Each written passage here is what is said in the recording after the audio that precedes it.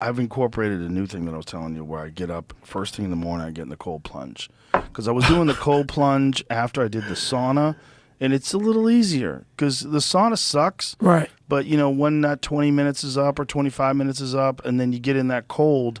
The cold sucks, but it doesn't suck as much as when you're cold, and then you get in the cold. So when I wake up in the morning, I don't dress warm. Right. I wear my fucking underwear, and I go outside, and it's 40 degrees this morning, and I walk out, and I lift the lid on that Morozko cold plunge, and I see the fucking ice floating up in there. And every day, I climb in. That's brutal. And I just get in there for 3 minutes in the morning, and then I work out. That's fucking brutal. Well, because I read this thing. I'll send it to you, Jamie, but I read this thing where they've been doing studies on what happens to people. Andrew Huberman and I actually discussed this, and Huberman's a very interesting guy, but it's about the benefits of cold plunge before you actually work out. Really? Yeah, because there's a benefit after you work out in terms of reduction of inflammation, but what they're saying is you shouldn't do it right after you lift weights. Got it. Because then muscles. it actually decreases the hypertrophy. So Right. you don't gain as much mass or gain as much strength. But there's some benefit to doing it before you work out. I think there's a link involved in that too.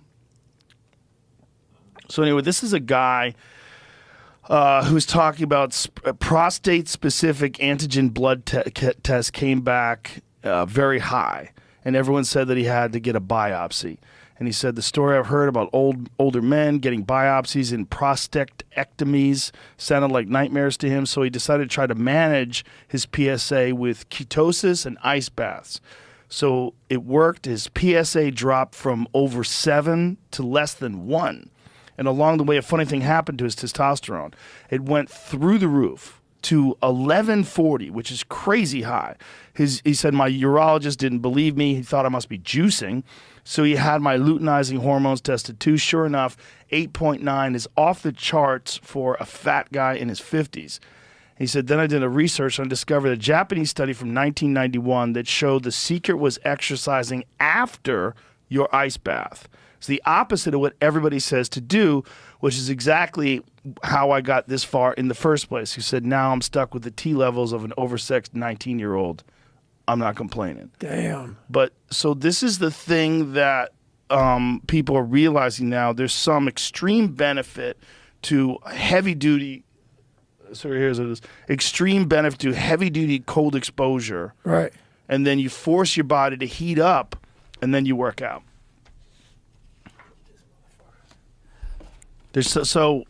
I'm trying that now, and I've only done it 3 days in a row. Well, how's it working? It's working.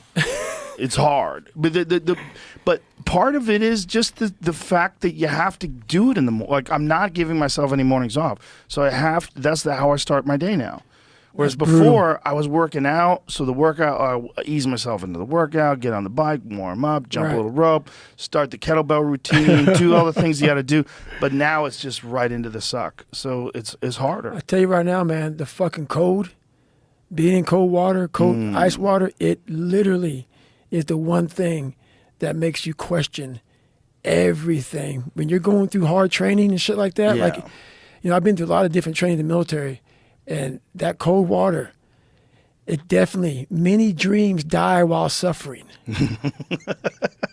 That should be a T-shirt. Many dreams die while suffering, my friend. That's so true. And I talk about it, man, like this fucking guy's getting that water, and you see their fucking eyes roll back. And I'm like, oh. Yeah. Many dreams die while suffering, friend. Yeah. I was trying to talk to Jamie about it. Jamie.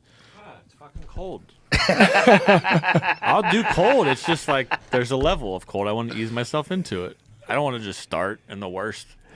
That might be the best way to do it, Jamie. Yeah, that's what I've been telling him. You just got to jump in that bitch. I just couldn't go like below my knees. Yeah, man. Once his feet going in there. Man, once that pecker gets cold, boy, it's real. I know. Yeah, it's all real. I go right up to the chin. I want that water right there. Oh, that's legit right there, man. If it's real legit, you go under. Hickson Gracie, he puts a snorkel on. Really? Yeah. Hickson gets in that water for a couple minutes under the water with the snorkel on. He likes that shit, huh? Hickson's an intense motherfucker. So speaking of